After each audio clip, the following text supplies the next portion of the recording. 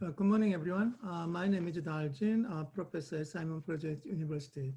It is great to have the opportunity to talk about Korean cinema at the 7th Korean Film Festival, Canada.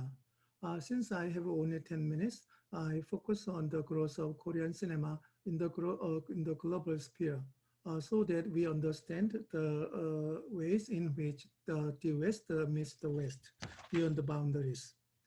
Over the past 20 years, Korean cinema has rapidly grown to become one of the major cinemas.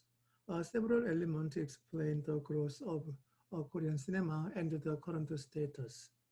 As this slide explains, Korea is the first largest film industry in terms of global box office, only behind the United States, China, and Japan. Korea and the Korean cinema experiences the phenomenal growth based on the increasing number of admissions.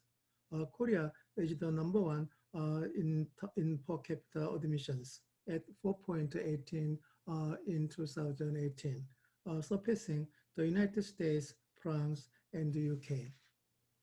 Korea has also continued to export the films and earned several major awards at several film festivals, international film festivals.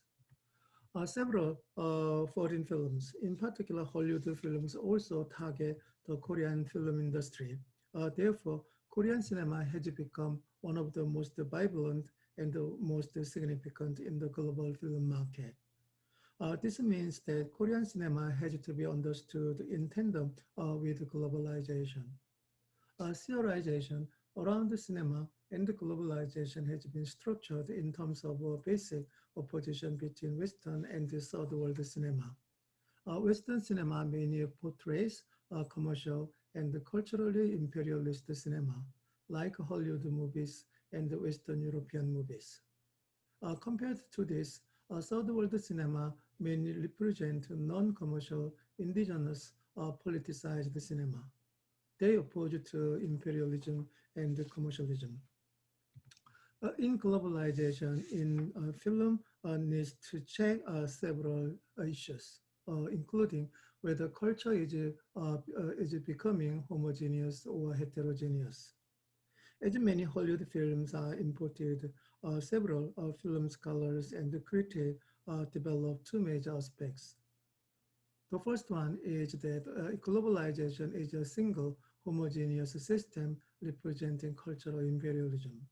The second one is that globalization symbolizes cultural globalization or hybridity, emphasizing power to challenge and break the dominant culture of Western countries.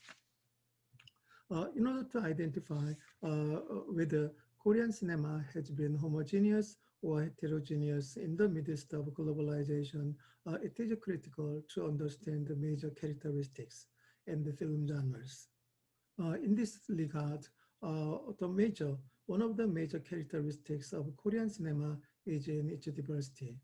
The Korean film industry and the Korea's independent film community turn out about every kind of film you think of, from low-budget films inspired by Buddhist philosophy to big-budget action films, as Das Packet explained. Hollywood movies mainly focus on commercialism, based on blockbuster movies, as Avengers clearly explained. While Korean movies have focused on natural beauty, national identity, and national culture, as in many good films, including Miss Granny, 수상한 which has been remade by more than 8 countries.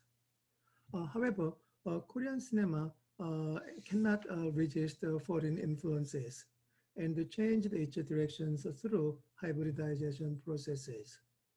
Since film genres are some of the most important elements in understanding films, Korean cinema, I analyzed domestic films by film genres. The basic conceptual premise underlying the specific work of selected films.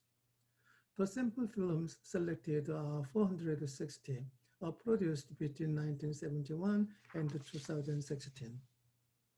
As this slide shows, among 460 films, top grossing films of each year between 1971 2016, drama, action, comedy, and horror thriller were major genres in Korean cinema.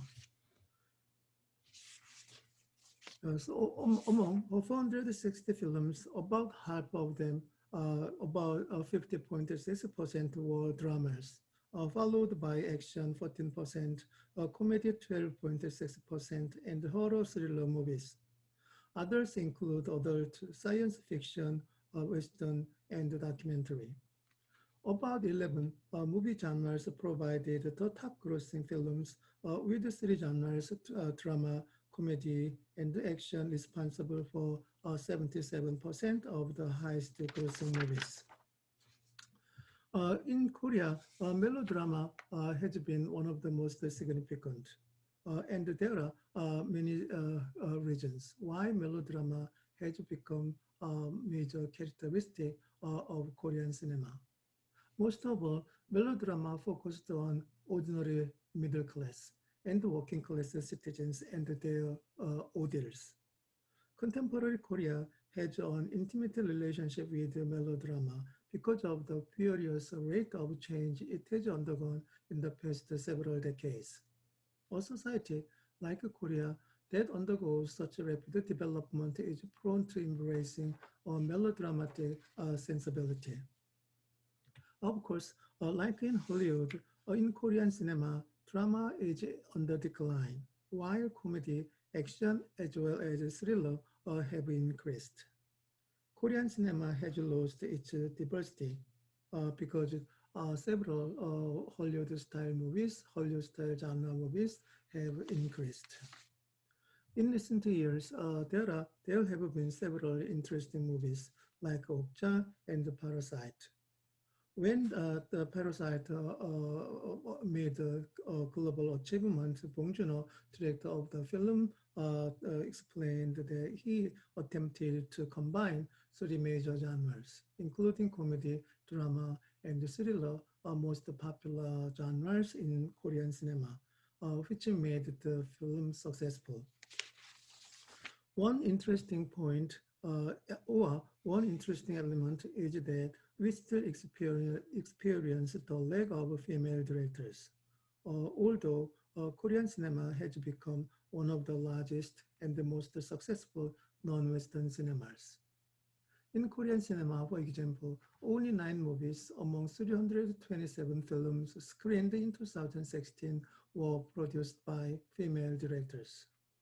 Including independent movies, about 30 films were made by female directors. When we expanded the scope, including films produced between 2009 and 2018, female directors consist of only less than 10%.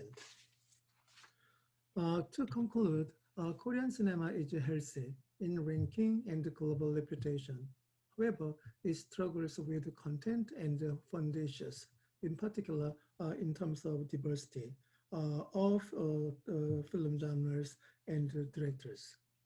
How to understand, therefore, how to maintain the balance between its cultural identity and the efficiency of Hollywood is the major agenda for the growth of Korean cinema. Thanks so much.